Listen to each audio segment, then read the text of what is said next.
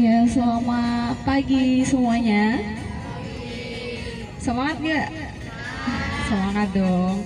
Mau jalan-jalan di Pulau Dewata ya, yang selama ini diimpi-impikan sama adik-adik semuanya kan tentunya. Iya. Jadi untuk agenda hari ini, Mbak Putri bacakan dulu ya untuk agenda di hari ketiga ya, tanggal 14 Maret ini. Jadi untuk hari ini tuh adik-adik yang pertama kita ke Tanah Lot ya, ke Tanah Lot.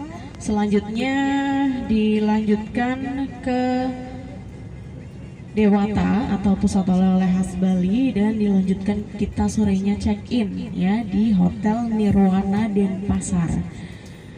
Dan untuk guide-nya sendiri itu nanti kita bertemu di Tanah Lot. Jadi Mbak Putri nemenin atau memandu adik-adik itu hanya sampai di sini saja, karena selama di Bali nanti adik-adik ada guide sendiri khusus warga asli Bali. Jadi nanti beliau yang akan menjelaskan semua seluk-beluk yang ada di Pulau Dewata ini. Guide-nya lucu kok ya. Sangat menghibur. Jadi nanti adik-adik selalu berinteraksi ya sama guide-nya ya. Untuk Tanah Lot sendiri ada yang punya gambaran? Belum. Tapi lihat di foto pernah dong. Iya. Jadi di Tanah Lot itu salah satu pura yang sangat disucikan di Pulau Dewata ini. Itu tepatnya di tengah laut atau puranya itu nyebrang laut ya. Kalau pas kondisinya atau cuacanya lautnya sedang surut ya, atau tidak ada airnya hanya semata kaki, itu adik-adik bisa menyeberang ke sana. Dikecualikan yang nggak bisa ke sana itu yang sedang berhalangan ya, tapi kalau nggak berhalangan itu boleh. Tapi akhir-akhir ini itu airnya sering pasang dan tidak bisa untuk melewati ke sana. Jadi cukup di taman dan juga di area datarannya saja. Tapi Mbak Putri akui Tanah Lot ini salah satu destinasi wisata yang terindah yang ada di Pulau Bali.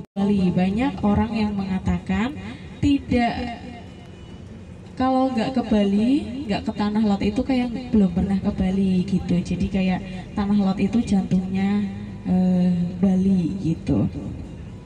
Nah, sejarahnya gimana sih Mbak? Kok bisa ada pura di tengah lautan gitu ya?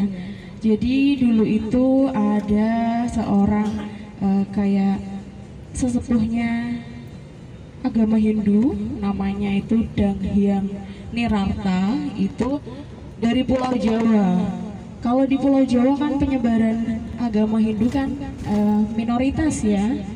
Beliau menyeberang ke Pulau Bali, bertemu dengan Raja Bali yang saat itu sedang berkuasa, kurang lebih di abad ke-15. Itu disambut dengan baik karena mungkin mereka sohib ya.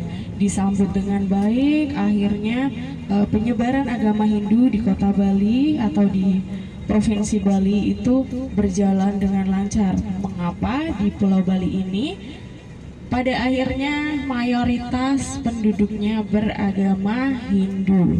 Tapi suatu waktu itu ada salah satu sesepuhnya Bali itu yang menentang agamanya gitu. Mungkin kayak aduh, kesaktian gitu ya, nggak terima kenapa sih orang itu sakti gitu. Lah semenjak itu Dang Hyang Nirarta itu bersemedi atau bertapa di tengah laut di atas batu, karena di situ tuh ada yang namanya kayak kelihatan cahayanya gitu. Bertapa di situ dan menghasilkan kesaktian yang luar biasa. Jadi pada akhirnya orang yang melihat kesaktiannya tuh terkagum-kagum dan pada akhirnya ikut memeluk agama Hindu pada saat itu.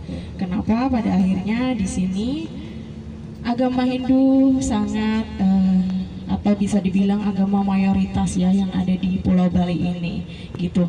Itu sedikit cerita saja ya. Kalau lebih detailnya lagi adik-adik bisa buka di Wikipedia juga ada ya. Nanti pas bikin laporan, ada Balinya juga atau hanya kunjungan kemarin?